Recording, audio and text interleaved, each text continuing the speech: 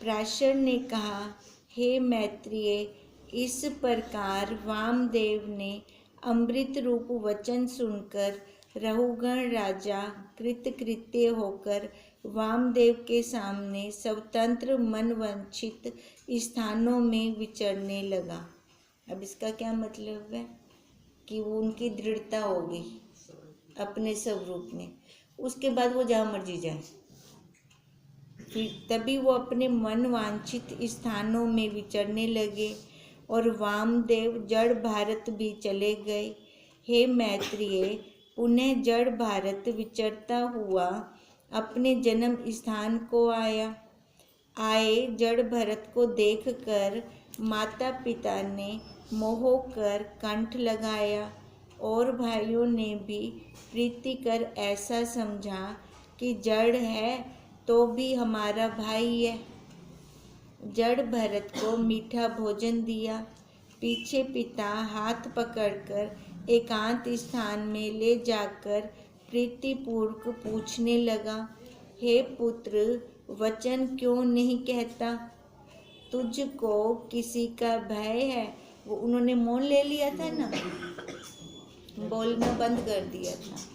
तो पिता को लग रहा है कि बोल क्यों नहीं रहा, किसी से डर तो नहीं है। वह जान के नहीं कहता, सच कह तो मुझको योगी भासता है। अब पिता को योगी लगने लगे, है ना। उन्होंने पहचान लिया भी इसके अंदर मतलब कुछ है, अब आ गया है अलग से। क्योंकि जिसको सुख दुख हर्ष शोक मान अपमान एक समान है, वही योगी है। कह इस संसार समुद्र से पार कैसे हों? अब देखो पिता पूछ रहे हैं, है ना, मैं कैसे पार हूँ यहाँ से। हे मैत्रेय, जड़ भरत ने विचारा, अब वचन करना योग्य है। जिज्ञासु मिल गए अब, है ना। अब उनके सामने मुंह खोला जाए।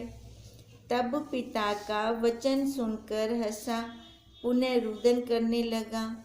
यह देख पिता ने कहा, हे पुत्र, तेरा हंसना रोना क्यों कर है? जड़ भरत ने कहा, हे पिता, मेरे हंसने रोने से तुझको क्या प्रयोजन है? पर हंसना सुख से होता है, रोना दुख से होता है।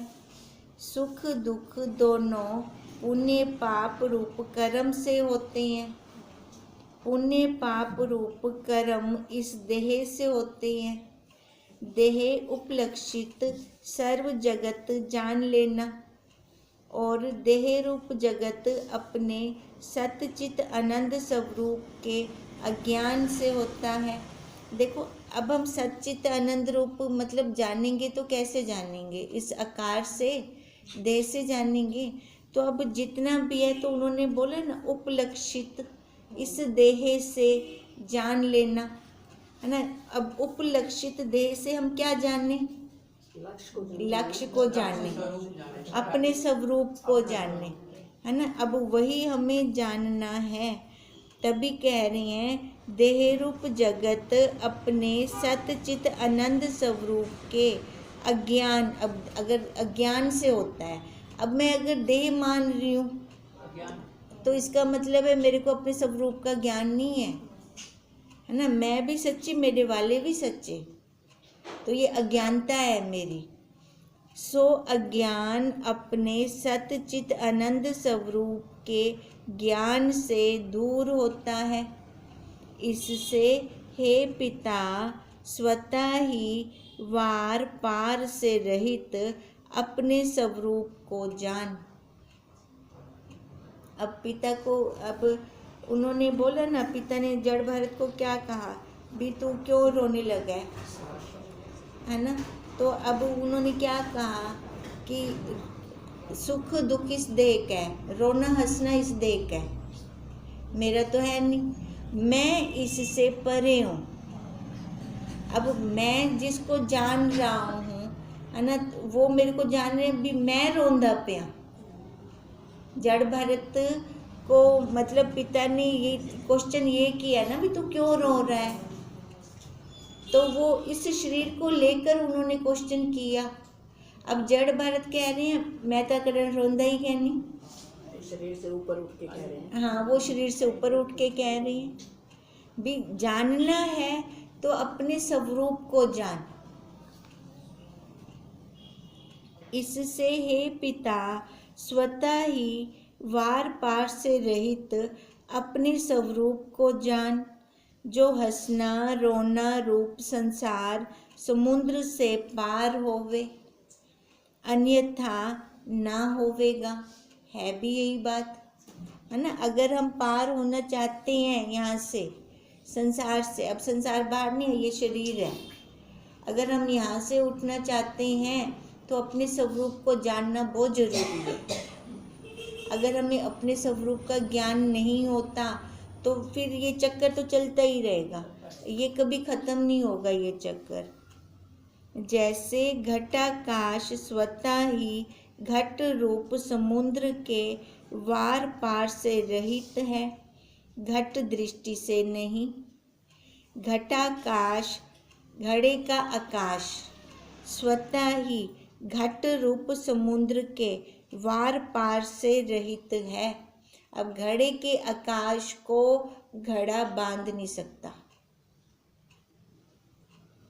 टूटेगा फूटेगा तो घड़ा, आकाश वैसे का वैसे।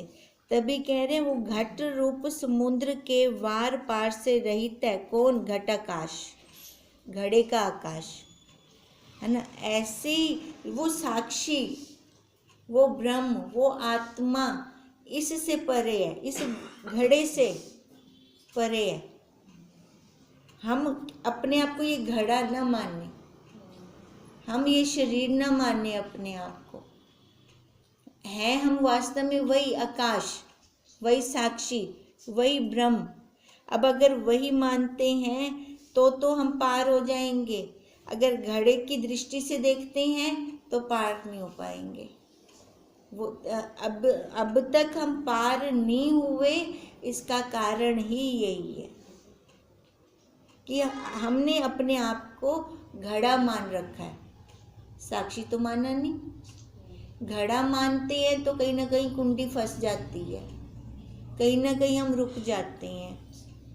हे पिता, सो आत्म ज्ञान के वास्ते दो उपाय हैं, एक हठ योग और दूसरा आत्म विचार योग। आत्म विचार बिना आसन प्राणायाम धारणा ध्यान समाधि आदि मन वाणी काया से के हठ से जो योग करना है सो हठ योग है। एक तो है सरल सीधा रास्ता, विचार कर लो।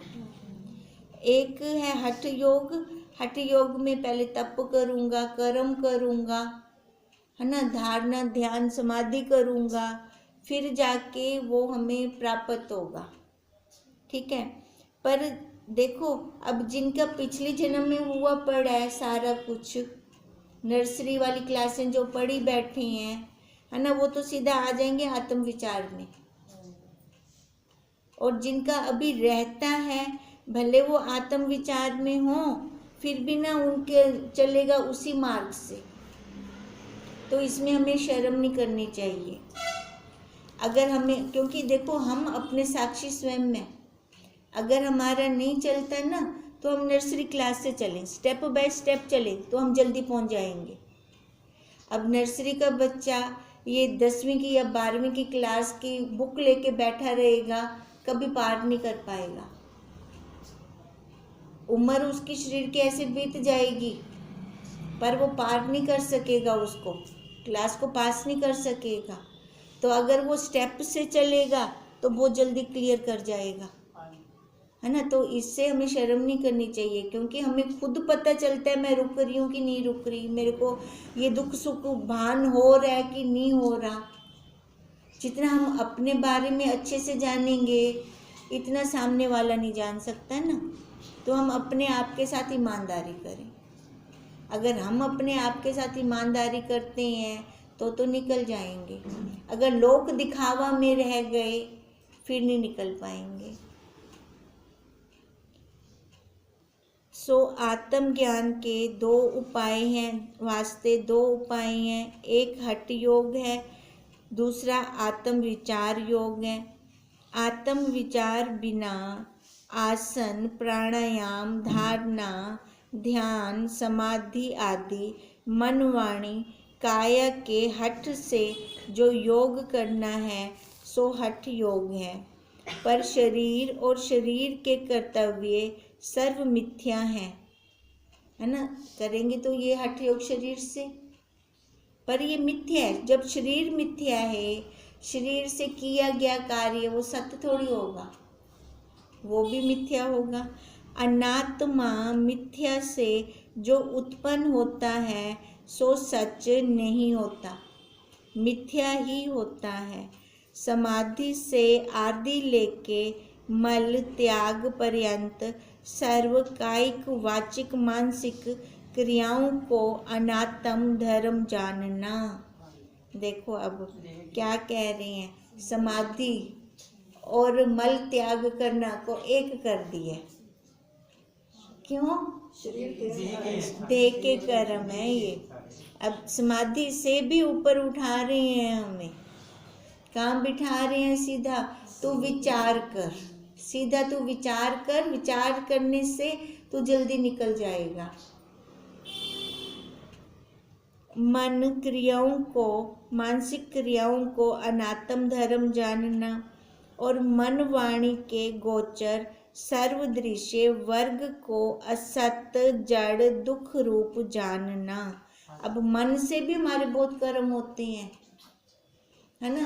तो ये वाले कर्म भी हमारे कैसे हैं? कायिक कर्म, मानसिक कर्म। शरीर से किए कायिक हो गया, मन से किए मानसिक हो गए। और सर्व कर्तव्यों से रहित आपको स्वतः ही सतचित आनंद रूप जानना। कोई कर्तव्य कर आपको निष्कर्तव्य नहीं जानना। तेरे को अपने आप को जानने के लिए ना किसी कर्तव्य की जरूरत नहीं है। क्यों? क्योंकि वो स्वतः सिद्ध हमें प्राप्त है, किसी ने हमारे अंदर डालना नहीं है। खाली जो आगे बादल आए हुए हैं अज्ञान के, अंधेरे के, वही हमें हटानी है। यही आत्म योग है। जैसे अब आत्म योग क्या हो गया? अपने आप को जानना बिना कर्तव्य। कोई उसको कर्तव्य नहीं है कि मैं ये करूँगा, ये करूँगा तब जान पाऊँगा मैं उसको।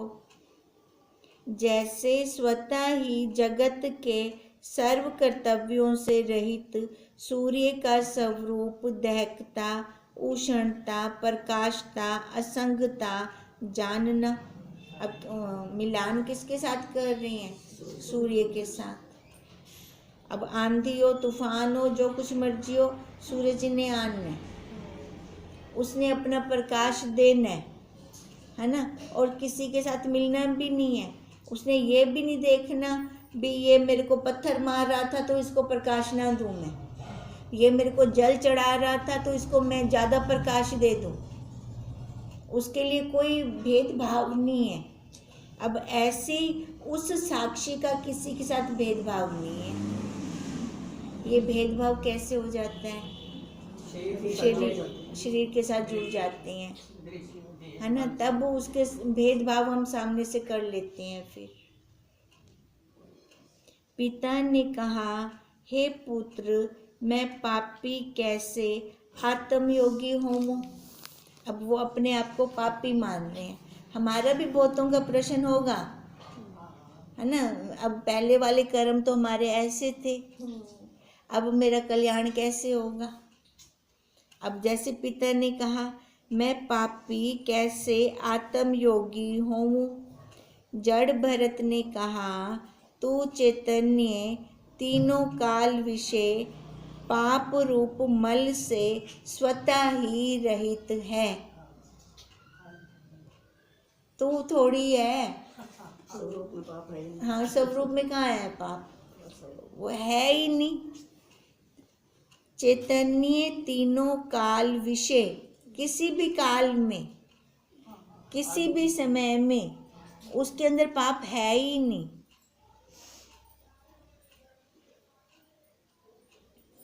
तुझ चैतन्य का आदि अंत मध्य कोई नहीं जानता, क्योंकि सर्वदृश्य के ज्ञाता तुझ सतचित चैतन्य आनंद का और ज्ञाता है ही नहीं,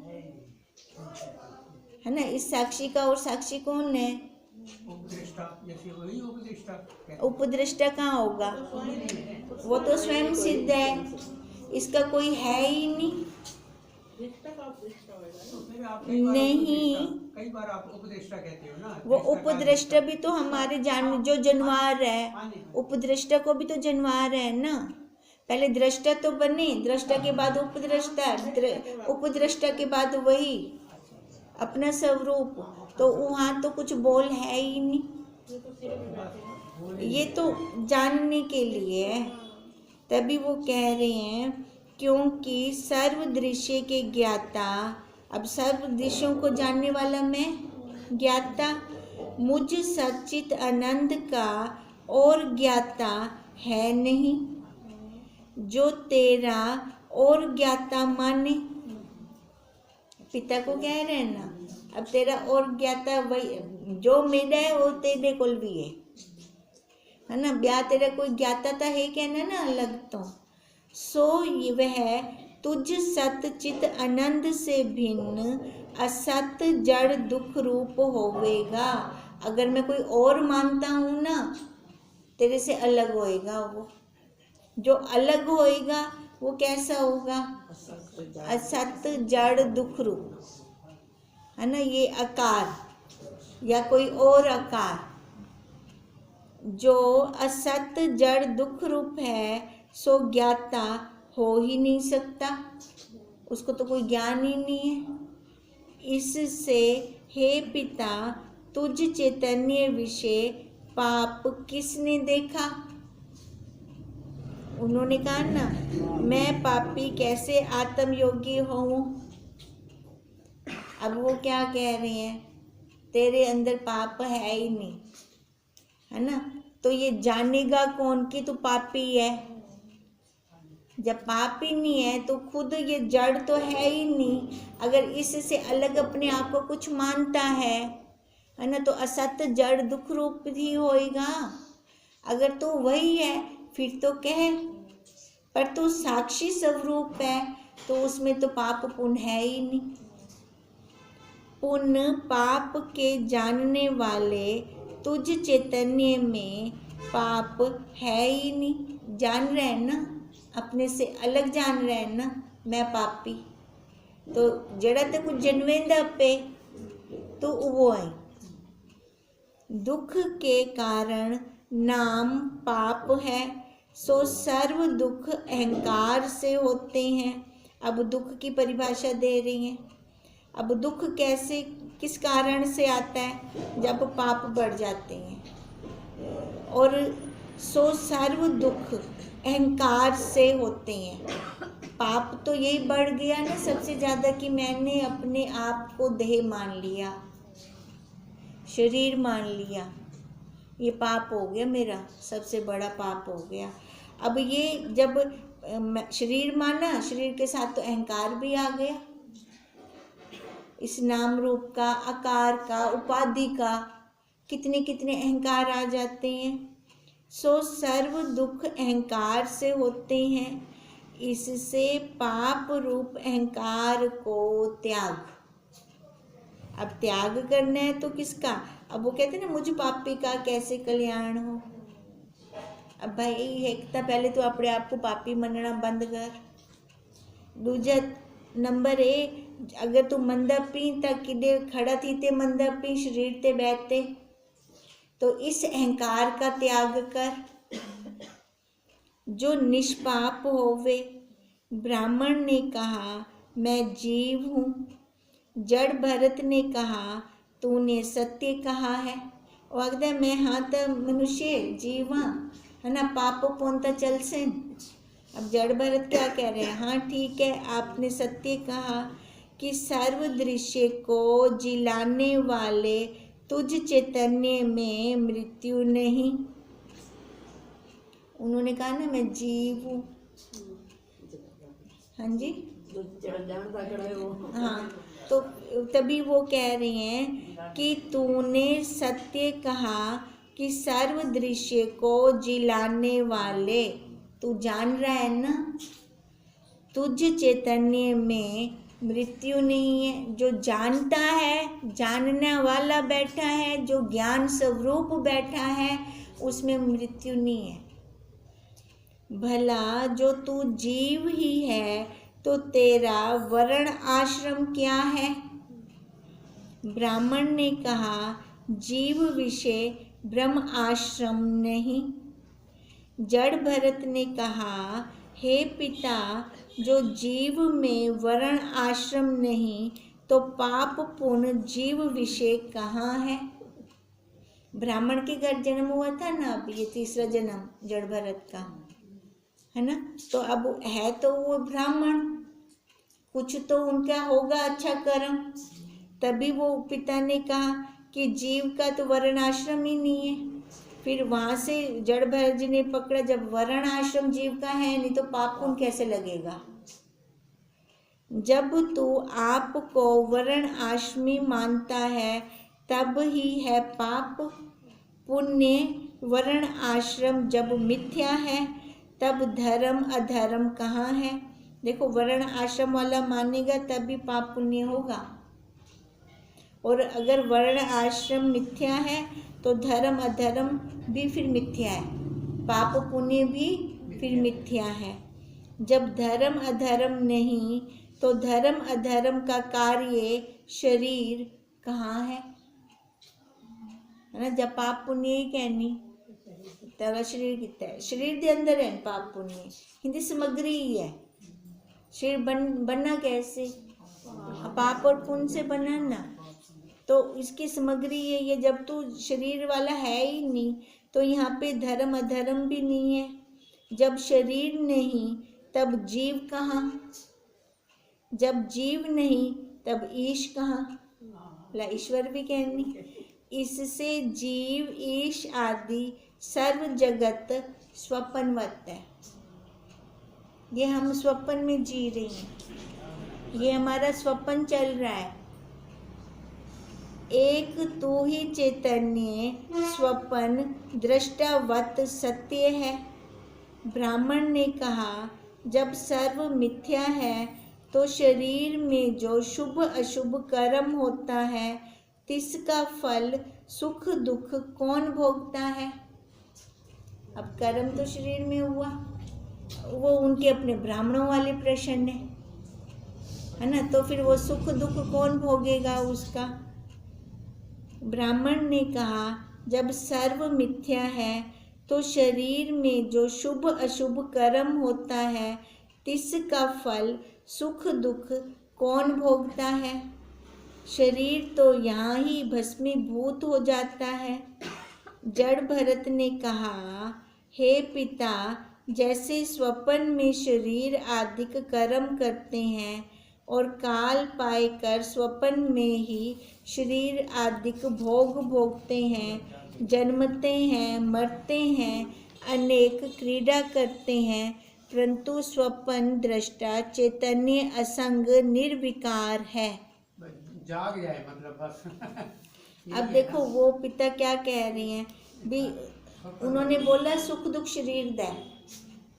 अब पिता ये कह रहे हैं अगर मैं शरीर नहीं हूँ तो ला सुख दुख क्यों भोगदा पे, है ना? अब तो भोगे ना जब मैं शरीर ही कहनी आ। अब उनका क्या कहना है? जड़ भरत ने कहा हे पिता, जैसे स्वप्न में शरीर आदि कर्म करते हैं, स्वप्न के अंदर शरीर तो होते हैं, सबके हम स्वप्न देखते हैं, सबके शरीर होते हैं, स्वप्न के अंदर सुख भी आता है दुख भी आता है। काल पाकर स्वप्न में ही शरीर आदि भोग भोगते हैं, जन्मते हैं, मरते हैं, अनेक क्रीड़ा करते हैं, परंतु जब हम जाग जाते हैं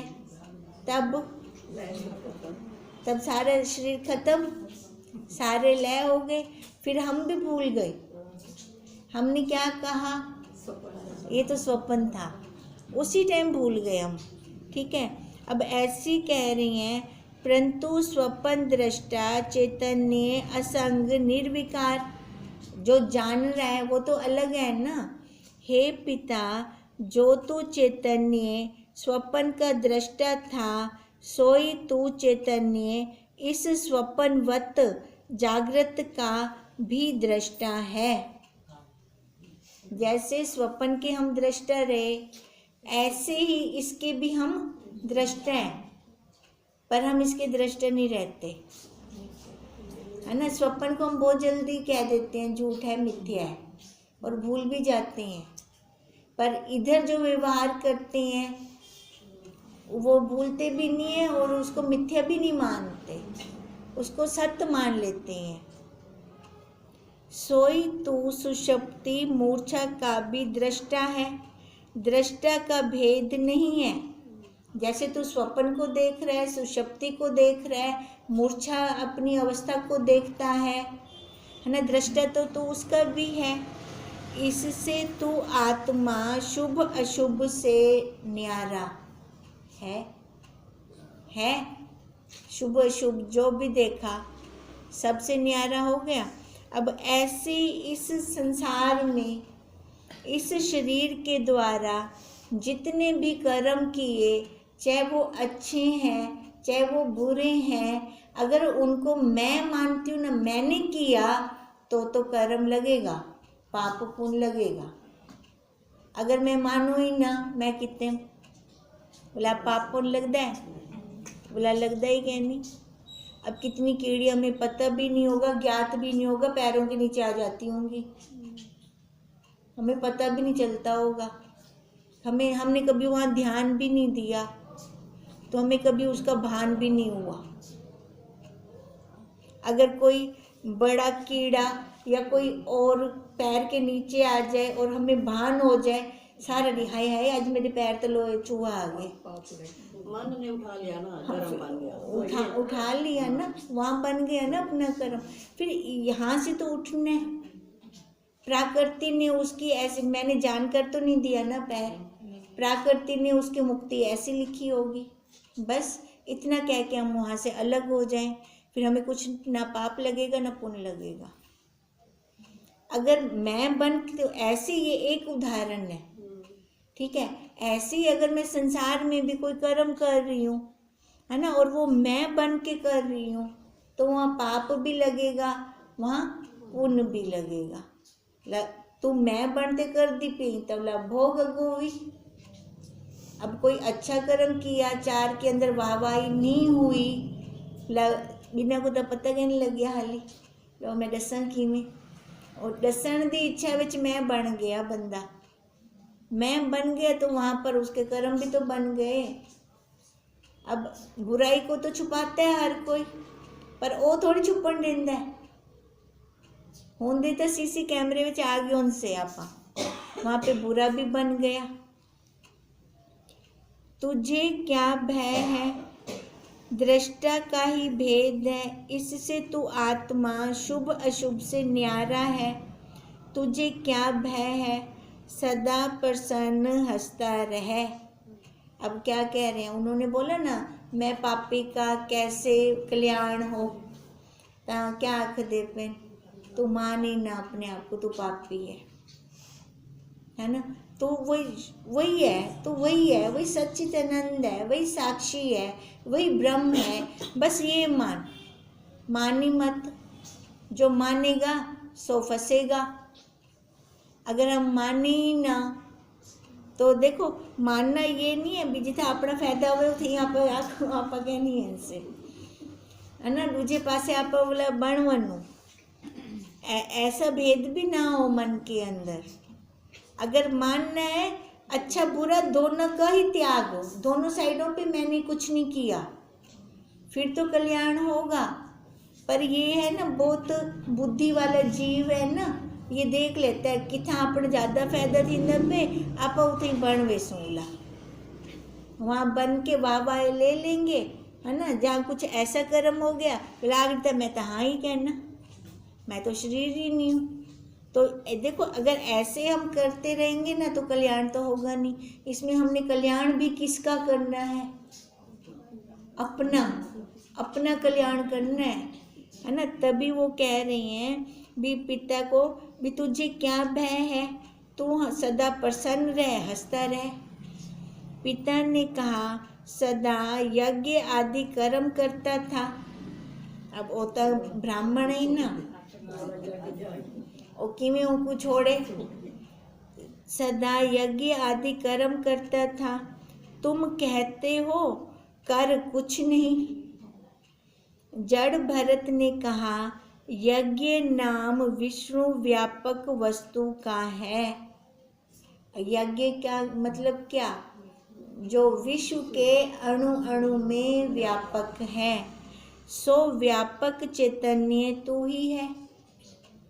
यह जानना ही यज्ञ है। अब देखो यज्ञ की कितनी अच्छी परिभाषा दे दी, है ना। यज्ञ करने तो क्या यज्ञ करना है? ओ लकड़ी जलावन वाला यज्ञ, सामग्री वाला यज्ञ ना। यज्ञ करना है तो अपने आप को सर्वव्यापक, उसी को ही जानना, यही यज्ञ है। इससे अपने आप को कैसे यज्ञ करता है? तू स्वयं प्रकाश स्वरूप है, तू ही सतचित आनंद जीव रूप होकर ब्रह्म से लेकर चींटी पर्यंत सर्व शरीर में करता है। अब वो कह रहे हैं सारे बच्चे तू ही तो करदा बेटी। उन्होंने बोला ना भी मैं ब्राह्मण हूँ, आज तक मैंने यज्ञ किए हैं, अब तू कहते कुछ कर मत, है ना। तो फिर क्या वो जड़ भारत जी कह रहे हैं भी करना भी क्या, जो करण वाला तो विष्णु है, जो विश्व के अणु अणु में व्यापक है, वो कर रहे, तू भी उसके साथ मिल जा। जरूरी तो नहीं अपने ऊपर भार लेना है कि मैं करदा पिया। ये देखो हम जरूरी अपने ऊपर भार लें कि मैं कर रहा हूँ। पालना कौन करता है? विष्णु करता है ना पालना। तो सर्वव्यापक उसके अंदर मिल जाए हम, छोटी लाइन बड़ी लाइन के अंदर मिल जाए तो छोटी लाइन भी बड़ी हो गई। लापा वड्डे ना पढ़ो, छोटे क्यों रहूं? अब अगर वड्डी लाइन आप बण वेंदू, वड्डे बण वेंदू तबला पाप पुण्य हुंदे अपने थोड़ी। यही बात है। देखो फिर तभी कहा ब्रह्मा से लेकर चींटी पर्यंत सर्व शरीरों में करता वही है, कोई और तो है नहीं। अगर मैं अलग खुद कुछ बन के बैठ जाऊं तो वो तो फिर मेरी गलती है ना। अब खुद मैं अलग क्यों बनूं, है ना, उसी में क्यों ना मिली रहूं। नहीं तो अलग निकल जाती है एक नदी तो नाला बन जाती है। अगर उसके साथ नाला उसके साथ मिल जाता है तो नदी वही पवित्र बन जाती है। तो अब हमारी चॉइस है, हमने वो नाला बनना है या फिर वो पवित्र नदी बनना है ना। ये हमारी चॉइस है।